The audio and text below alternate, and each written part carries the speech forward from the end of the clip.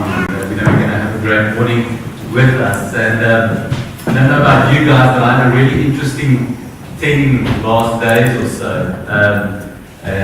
You saw I put my hand up. It was wonderful. I had a birthday on Monday, my 28th birthday at last. Can't imagine how time flies. But I love birthdays. I don't know about you, I love birthdays. It's just great having an opportunity to speak to everybody and everybody's wishes and everything is lovely. And a birthday to me is always a great opportunity for me to sort of take stock of where I am in my life, where I've come from, where I'm going, where I am, and to approach the people I love and to hear what they say about me, because it should always be good things, It's true friends and true family that love you. They don't always just say good things about you. So if you're surrounded by people who only ever say good things about you, you should be worried about it. And but I love that. It really brings me to a place where I sort of get to take stock of where my life is. And what made it even greater this year, that it was on a Monday following Easter weekend, which I always think and experience and feel as the greatest time in the Christian calendar. To really focus on what Jesus did for us. The fact that he laid down his life on the cross. He had lived the life that you and I couldn't live. He died the death that we should have died. And then, even greater than that, on the Sunday, to celebrate his resurrection. The fact that he served as God that's alive. He's not dead. He's no longer in the grave. And that does something to you.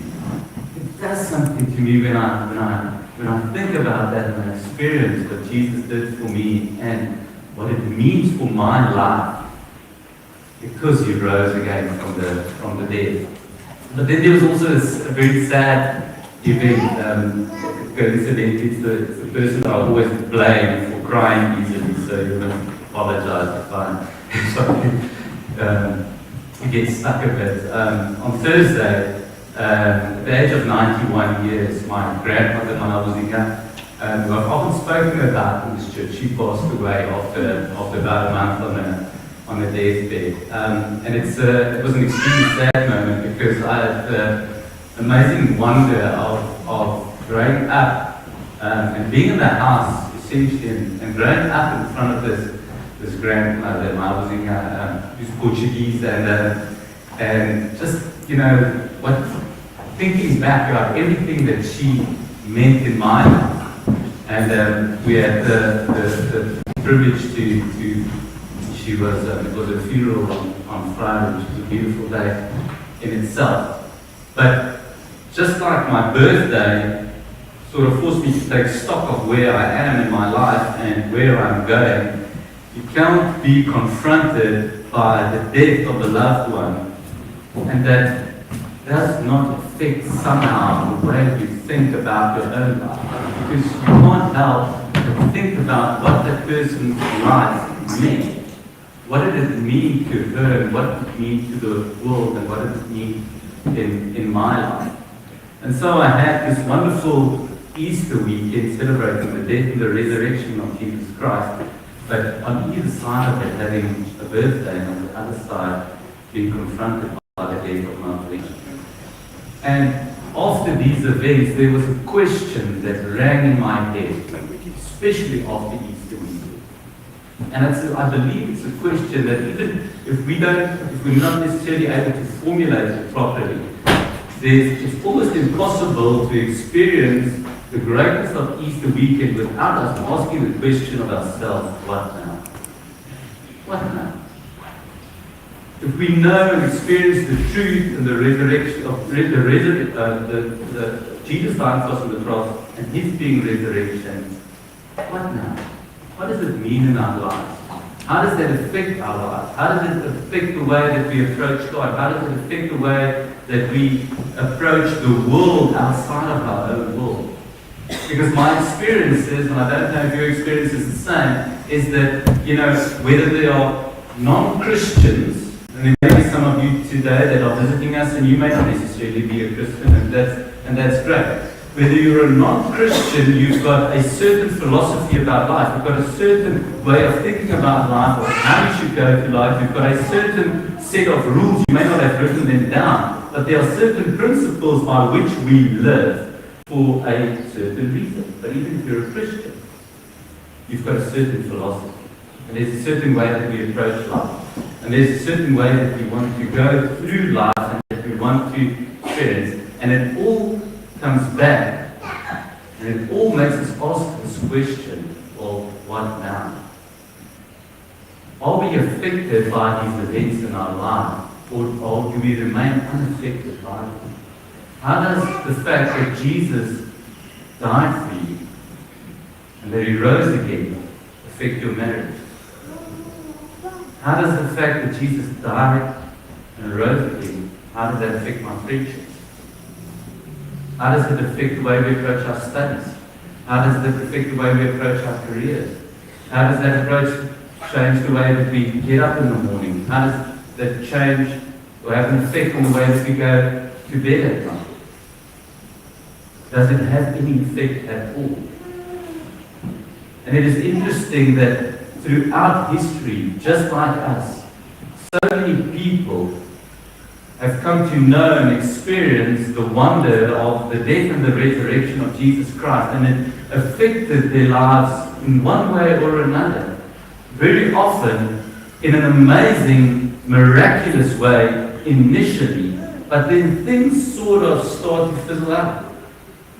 And I think we all know and have experienced something like this in our lives, where we are affected by the wonder of who God is and what He had done for us, and it affects our lives in a certain way, but then it somehow becomes almost powerless. It almost becomes, normal, where our lives start to look a lot like the lives of other people we know, the lives around us. And it was no different to the different churches that the Bible was written to. The letters in the Bible were written to 2,000 years ago. And this morning I want us to ask ourselves this question, what now? But answer it by having a look at what God's Word says about it.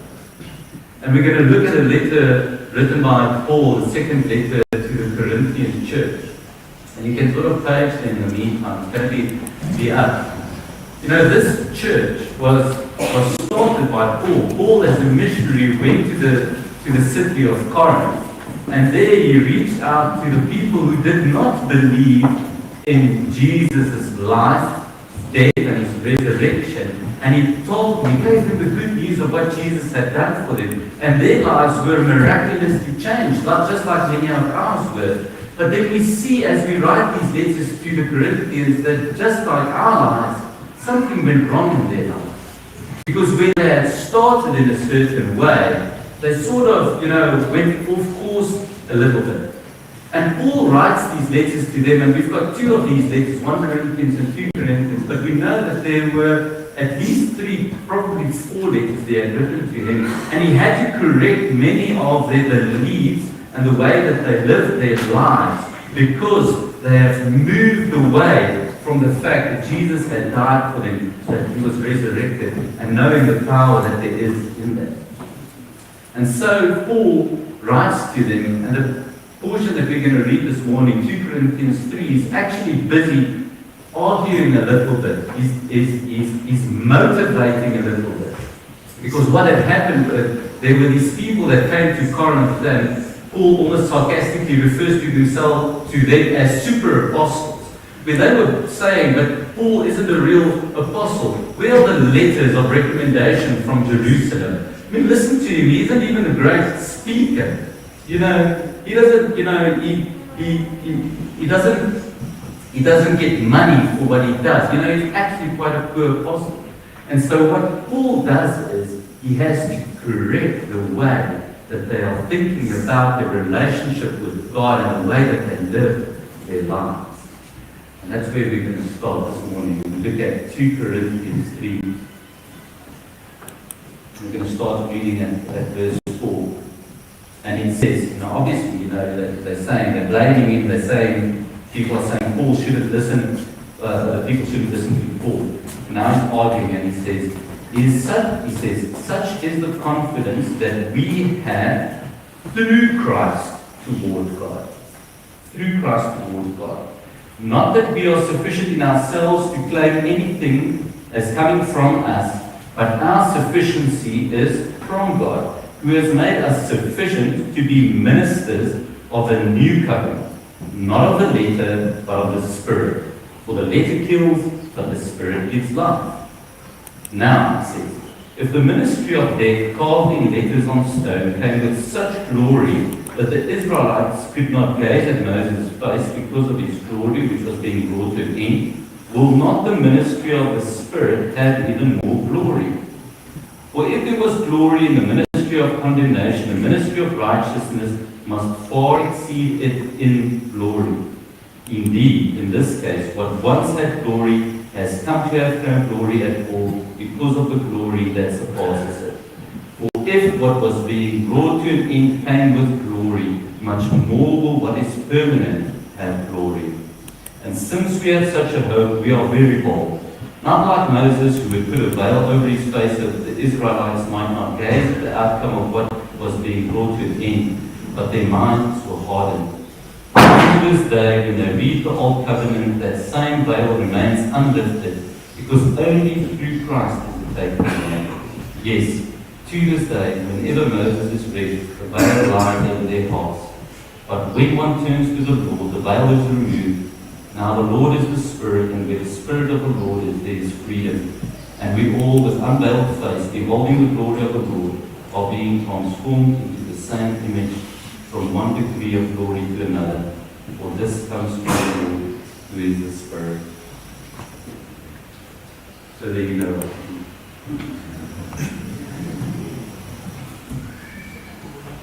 Let's pray.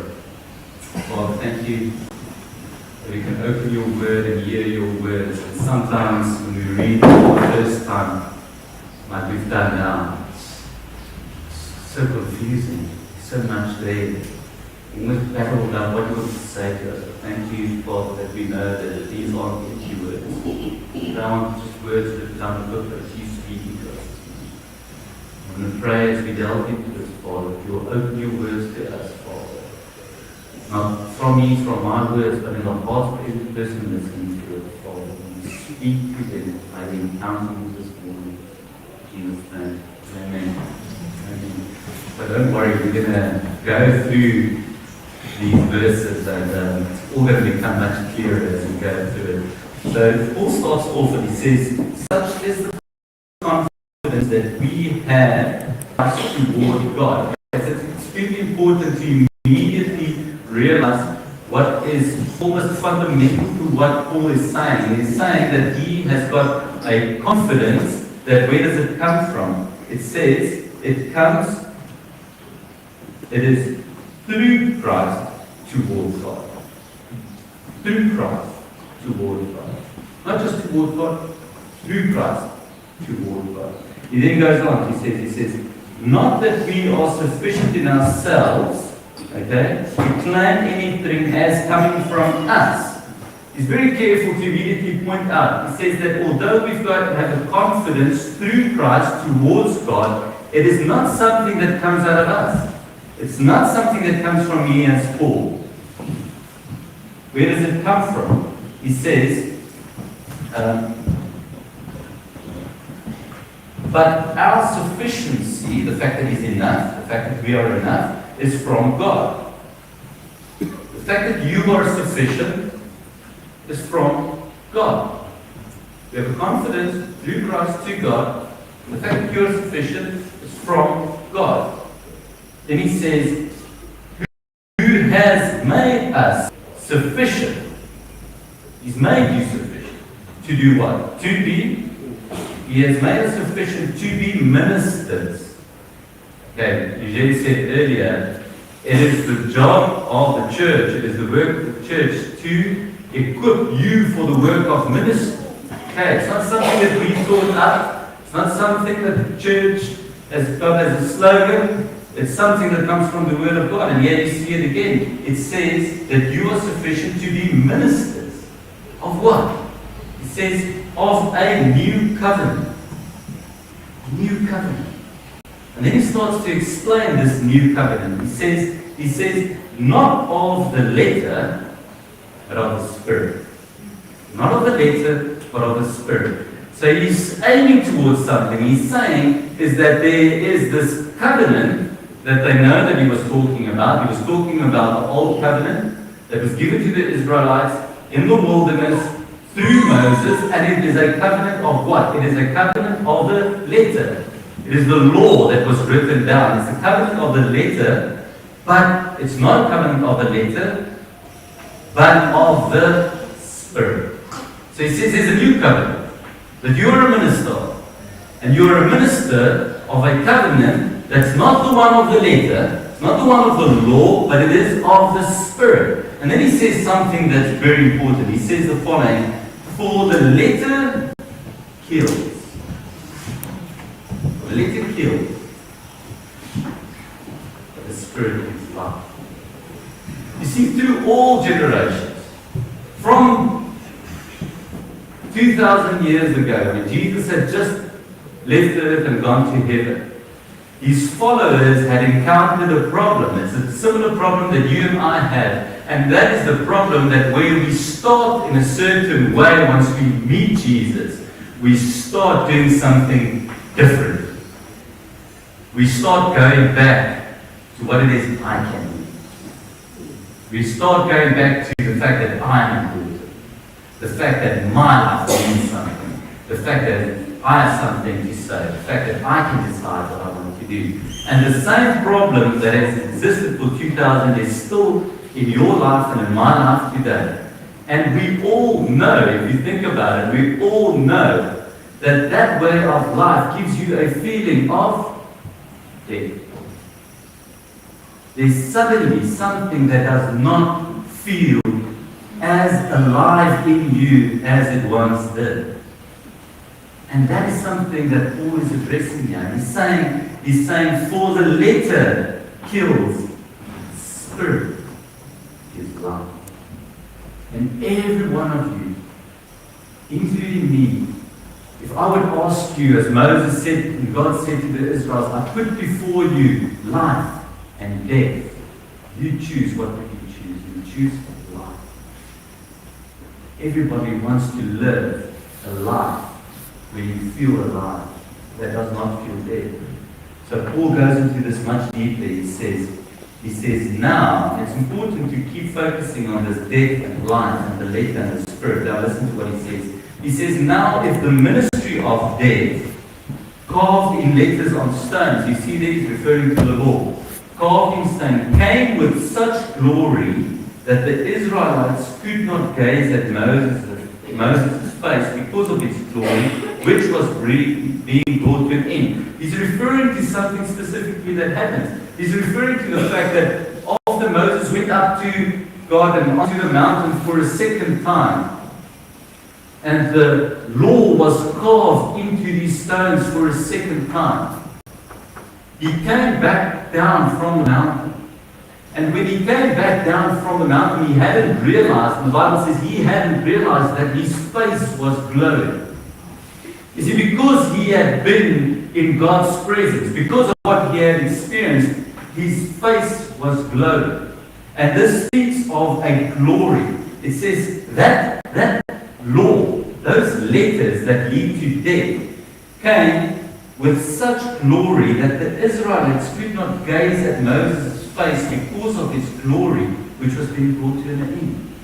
So you see how amazing the glory is that existed at that time, was that when Moses was exposed to this glory, his face was glowing from that glory.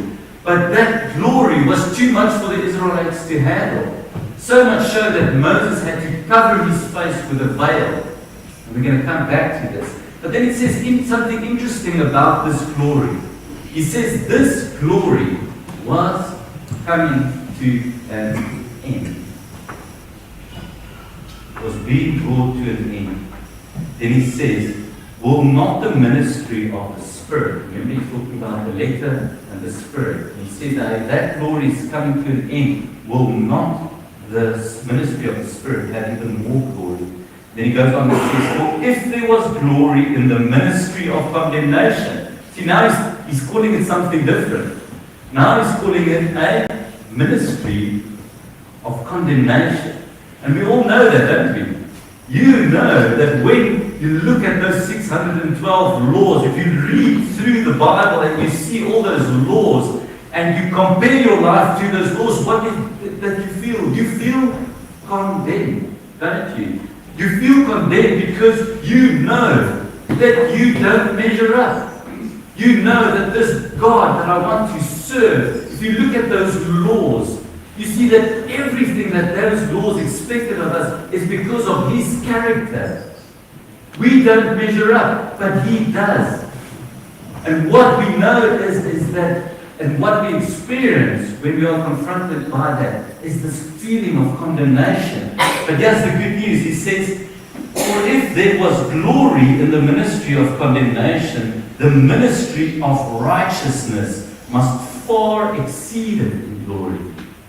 So he says there's a ministry of condemnation that was being brought to an end, but now there is a different ministry, a ministry of righteousness. What does righteousness mean? Righteousness means to be in right standing with God. It means that where the law almost accused me and I feel condemned by it and I couldn't stand next to God, I was not in right standing with God. There's a ministry of righteousness which says I am in right standing with God. So I no longer have to feel condemned, but I can stand next to God. I can be with Him. There's a difference. And he says the glory that came even from this ministry of condemnation is far exceeded by the glory that comes from the ministry of righteousness. And then he says, indeed, in this case, what once had glory has come to have no glory at all. You see that glory? It was so amazing that when Moses was in God's presence and he came down and his face was glowing so much so that the people that feel condemned had to hide from him and were afraid of him, he says, that glory, something happened to it. It was brought to an end. Why? He says, because of the glory, that's the pastor said. And Paul is so careful to point out to us. He's showing you and saying to you, you know what? There is a glory, a wonder, something amazing that is in store for you. He started to hint at the fact that you can experience that glory. And he says, for if what was being brought to an end glory, much more will what is permanent have glory. See, that glory that he's speaking of is not something that's temporary. It's something that's permanent. But what now? He goes on to say, he says, since we have such a hope, not a hope in the ministry of the letter, of condemnation, of death. Because we have such a hope. But in life, we are very bold. It says, because you have such a hope in a great permanent glory, you can be very bold. Why can you be very bold? And what can you be very bold? How does this affect the way you live your life? He says, not like Moses, who would put a veil over his face so that the Israelites might not gaze at the outcome of what was being brought to an end. See almost the sadness of that. You see where Moses was the one that could go up to God and experience His glory. He had to put a veil over his face. Why? Because the Israelites could not face that glory. They could not experience that glory. They weren't able to experience that glory. And he says there's something different for you and for me. He says that we have such a hope, we can be very bold. Not like Moses, who put a veil over his face so that the Israelites might not gaze at the outcome of what was being brought to an end.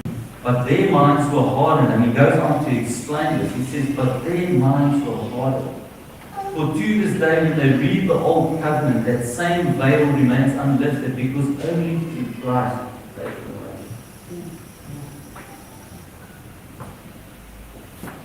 Guys, it is the saddest thing about not only the lives of non-believers, but our lives as believers, the fact that there is something greater in store for me and for you. But we keep going back to the level. We keep going back to the Lord. We keep going back to the fact that it's about us, about what we can do. We keep going back to the fact that I've got this list of things that I have to accomplish. I've got this list of things that I have to do. And it's by doing these things somehow that my life is going to be better, that I'm going to be a better person, that I'm going to be a better Christian, or that I'm going to be better at my religion, whatever it may be. And it is sad that even those of us that have experienced the truth and the wonder of the death and the resurrection of Jesus Christ, realizing what He had done for us, keep going back to that.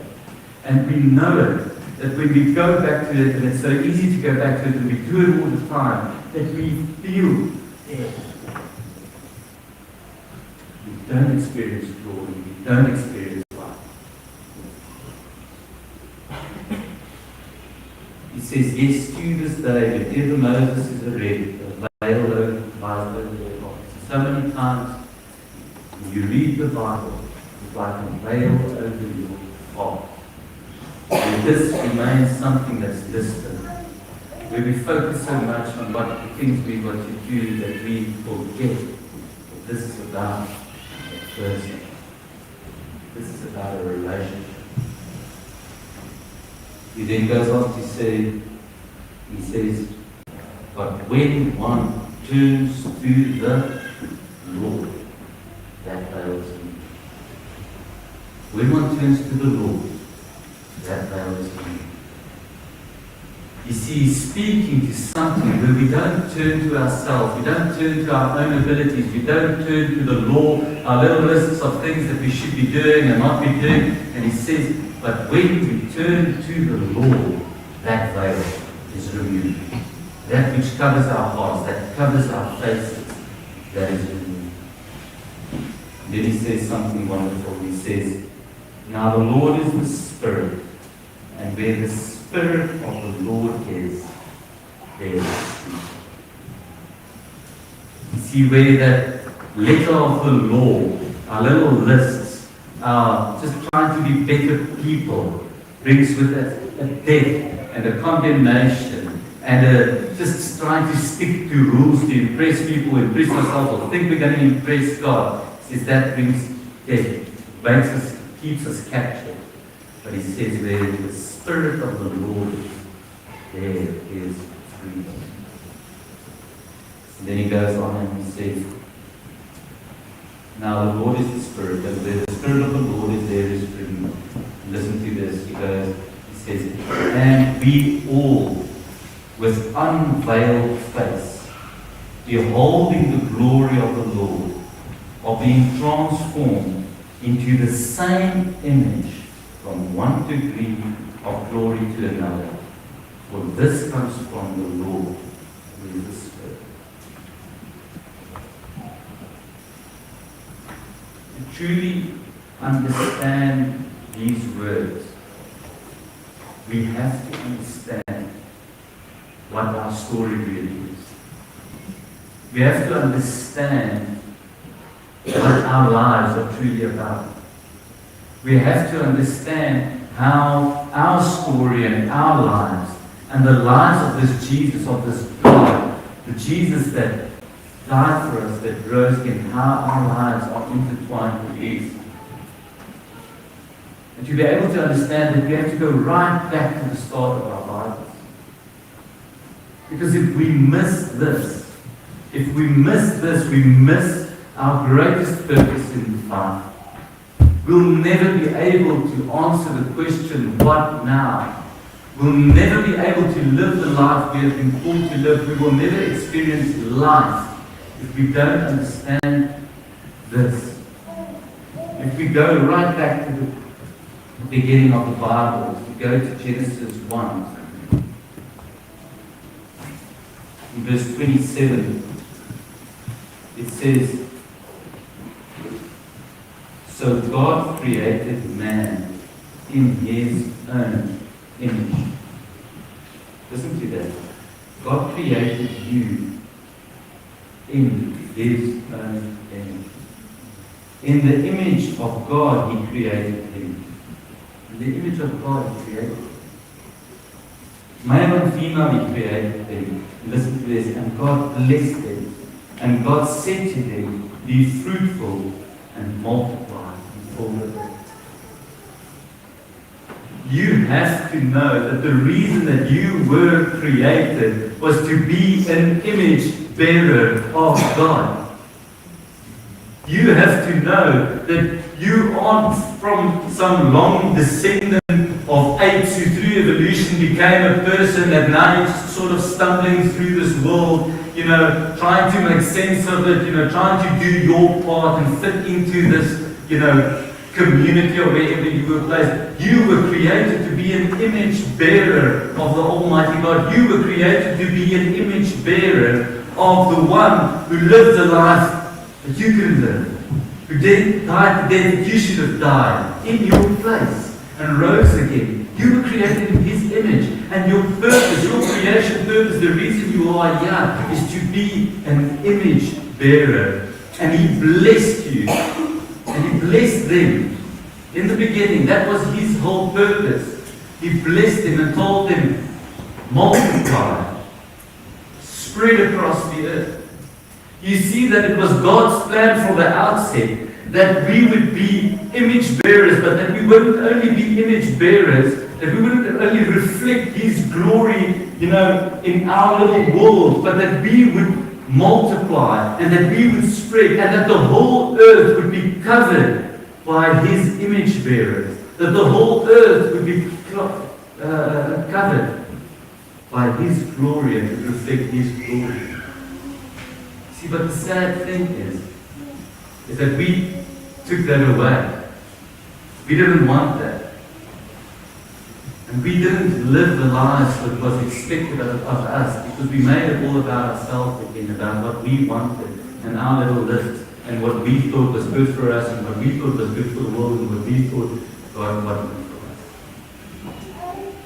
And that is how we see this pattern in the Bible, and then that part that I told you about earlier about Moses. When you read in Exodus 34,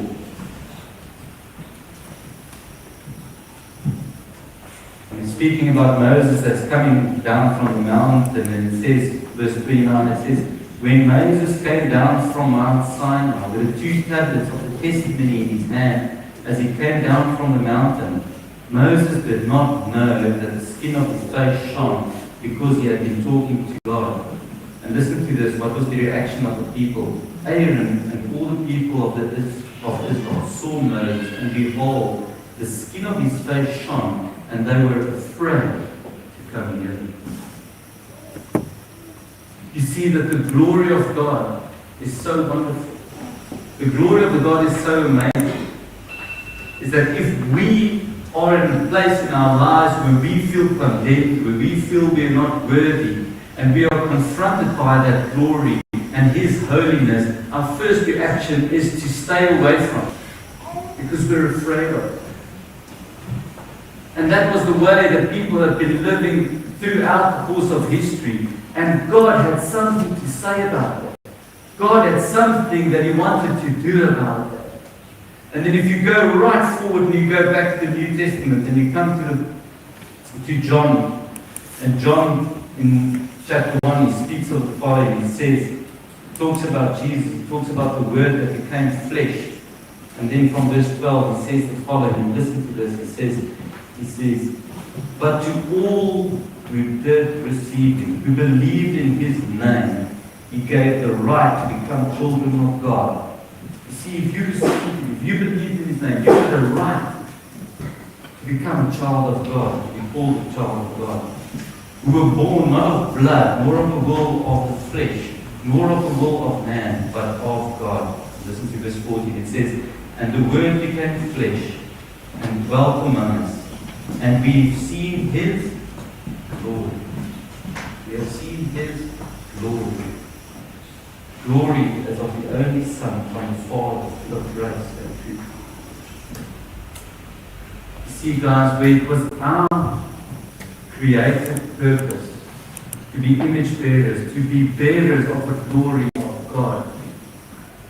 We walked away from that purpose, and the sad truth is, the sad reality is that we often still walk away from that truth. But through Jesus' death, through His resurrection, a way was opened for us again. And now we can behold His glory again. And that's why when we come back to Paul's words in 2 Corinthians 3 verse 8, it says, and we all, with unveiled face, beholding the glory of the Lord, are being transformed into the same image, from one degree of glory to another. And for this comes from the Lord, who is the Spirit. I asked the question, what now? What now? You see, it is because of what Jesus had done.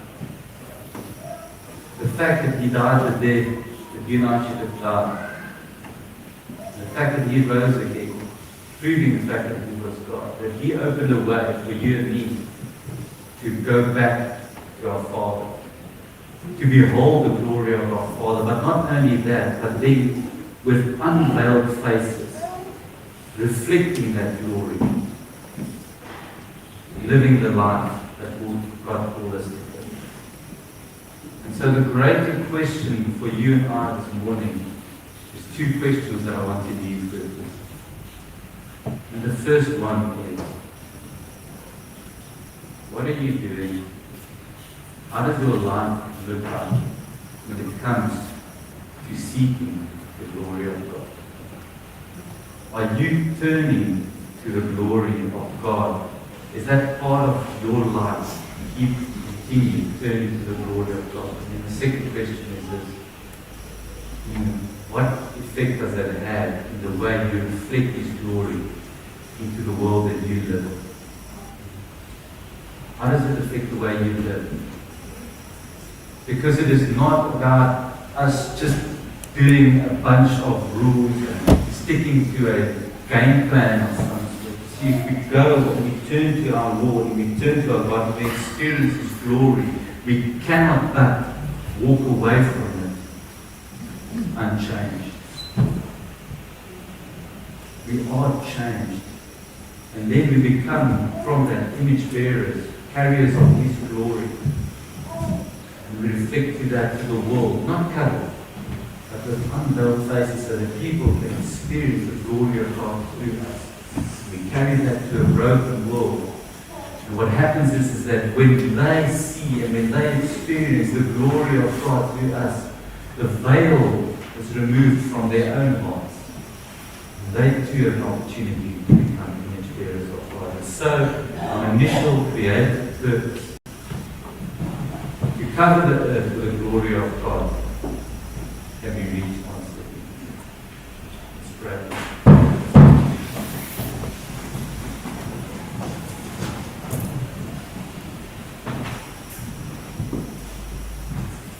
Father, we want to thank you that you have given us, you have brought to us the ministry of reconciliation. That we have been reconciled to you. That you opened the way, Jesus, where once again we can stand in your presence. That there is no condemnation on us. And that we can be face to face with your glory. That we can experience your glory. Lord, as we do that, we know that we cannot remain unchanged. That your love and your compassion for us compels us. That your holiness compels us. That your glory compels us. As we become aware of those things in our lives which does not measure up, Father. It doesn't bring condemnation in us, but a desire and the will to come to you with it and to see you clear us of all our iniquities because of what you did on the cross, Jesus. That we can bring it to you and that we too can experience your glory and see how our lives and our faces are changed and so that we are in your image bearers, that we reflect your glory. I'm going to pray, Father, we don't want to come to 3-point plans and 5-point plans. We just want to come to you. We just want want to come to you, Jesus. Will you help us to come to you and to approach you with boldness? Because you are our Father and you love us and you proved it by laying down your life for us. Will you help us, Jesus, as we momentarily every day just turn towards the world, that we will not do it in such a way that we let go of your glory,